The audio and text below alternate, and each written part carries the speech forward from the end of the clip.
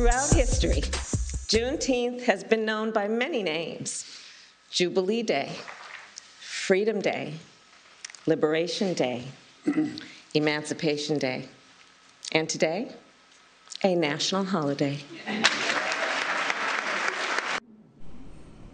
Today, President Biden signed legislation that made Juneteenth a federal holiday. It commemorates the emancipation of Black Americans from slavery and originated in Galveston, Texas. The Juneteenth National Independence Day Act will have an immediate impact on thousands of federal workers. Since Juneteenth is this Saturday, the federal holiday will be observed tomorrow. The decision has been a huge topic of debate, and here to continue that conversation is Monique Pressley and Bari Williams. Monique is an attorney, legal analyst, crisis manager, and radio host. Bari is also an attorney, an author, and a consultant focused on diversity, inclusion, and corporate social responsibilities. Ladies, welcome and thanks for coming on. Thanks for having me. Thanks for having me.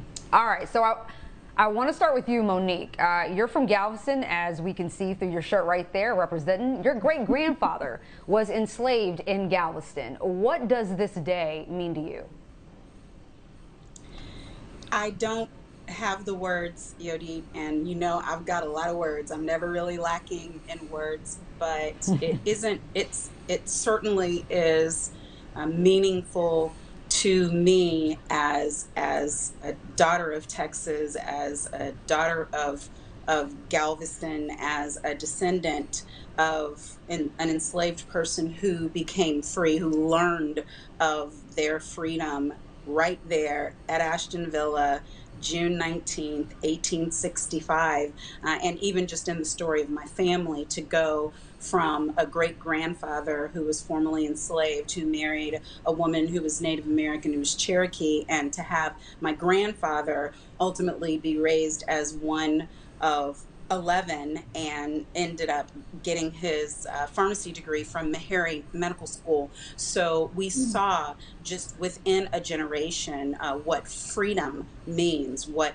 emancipation means, if we're even just given the slightest of opportunity, what can be done with it. So I've been celebrating Juneteenth since I can remember how to say Juneteenth, and even before, it was always a bigger deal in Galveston than what we were calling Independence Day, July 4th. And I know that so many people have devoted decades of their lives and in service of this acknowledgement of our people learning of their freedom, of the last of the former slaves learning of and being set free. And I know so many people who died hoping for this day. So it means so much. I've heard from so many people from back home who are like, child, of all the years for you to miss the Juneteenth celebration, why would it be this one? So I am thankful. Now, Bari, I know you have a somewhat different perspective. I saw a tweet from D.L. Hughley this morning that I thought was pretty interesting. He says, quote, "America is the only place on earth where you ask for justice, but you get a holiday." Bari, do you think that this is an accurate reflection of what many seem to be feeling?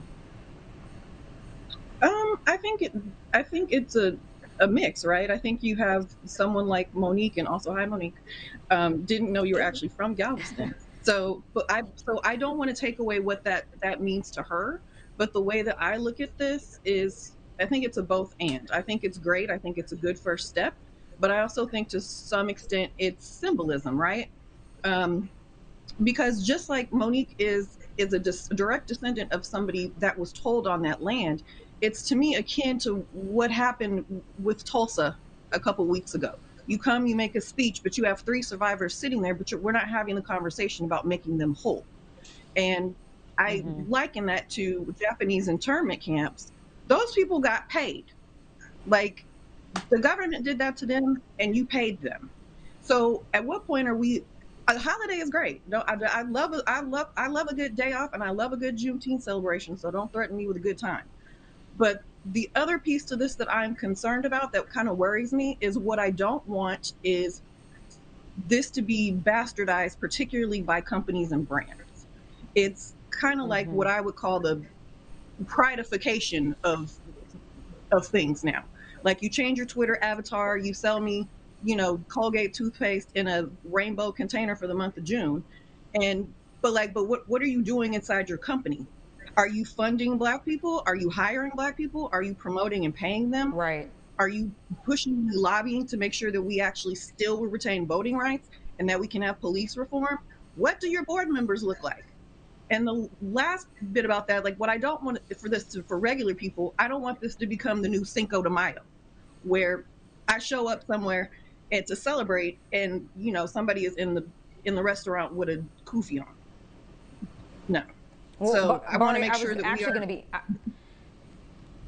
Bari, I was going to ask you about that in a few, but since you brought up white America, especially corporations and their co-opt of things like Black, movements and historical figures, do you think that, for example, in the wake of George Floyd's murder, we saw, like you said, big companies pledging support and money to Black causes with little to no follow through. Do you think that'll happen here? I would hope not, but I also feel like because we saw this happen last year and you made these pledges and these promises and we're going to do more business with diverse suppliers, well, it's a full year later and no one has seen any metrics or any results. And that is my concern, is that what you're going to do is just co-opt it and make it a cute branding exercise and then move on. And my thing is, if you really wanted to honor George Floyd, in addition to letting us have Juneteenth, I need these companies to also put their money where their mouth is and actually lobby for these rights to be restored. And also, and I don't know if Monique would agree with me on this, but I kind of wish this was a members only holiday. So like you have to be on the team in order to get the holiday, as opposed to, companies are giving it out. Do they even know why they have the day off? And that is what's important to me. Right. It's just not another now, fun summer Friday to put that. Right. No, I hear you, Bari. Now, President Biden, to some degree, addressed DL's point when he noted that Congress had found a way to agree on this national holiday, but still needed to find a way to pass voting rights legislation. Here's what he had to say. Simply not enough just to commemorate Juneteenth. After all, the emancipation of enslaved Black Americans didn't mark the end of America's work to deliver on the promise of equality. It only marked the beginning. To honor the true meaning of Juneteenth, we have to continue toward that promise because we've not gotten there yet. And it's not going to be fulfilled so long as the sacred right to vote remains under attack.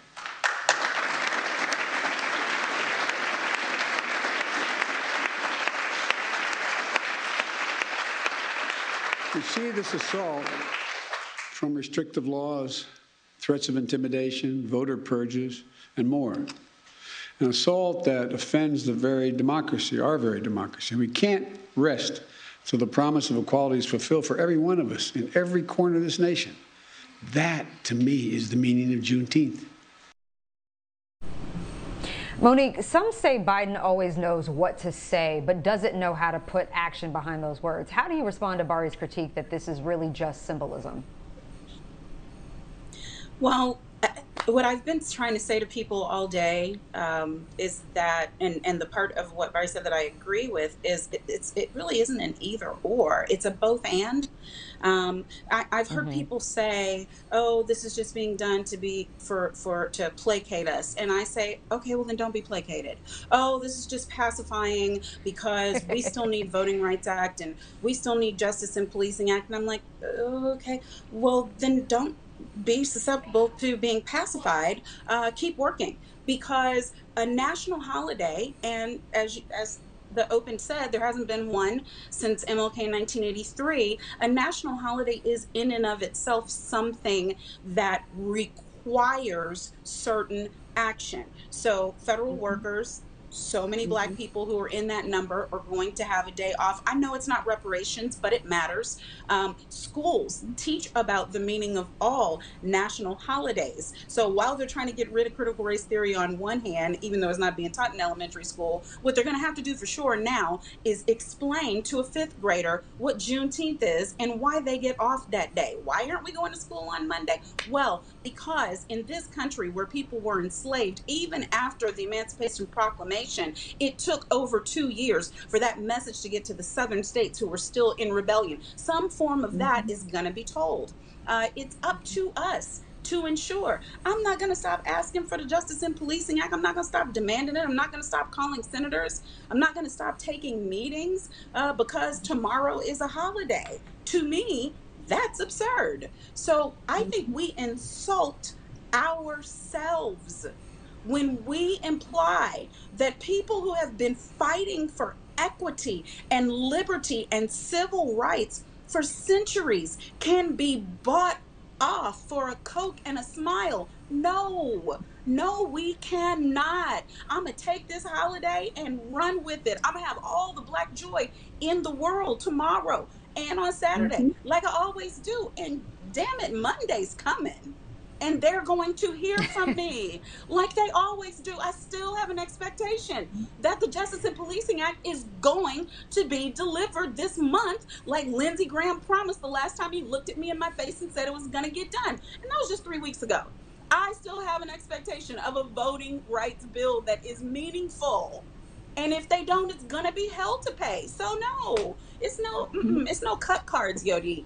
It's none. This is righteous. People died for this recognition. This is our liberty that we are recognizing. And you better believe I'm going to celebrate it and hold everyone's feet to the fire on everything else. Well, Monique, you posted a powerful call to action on social media. You wrote, "The government doesn't have to impress me. I am impressed by my people." You went on to say that we should use this day as an opportunity to educate about our people. Explain more about what you meant there quickly and what you think Black people and all Americans can take away from all of this.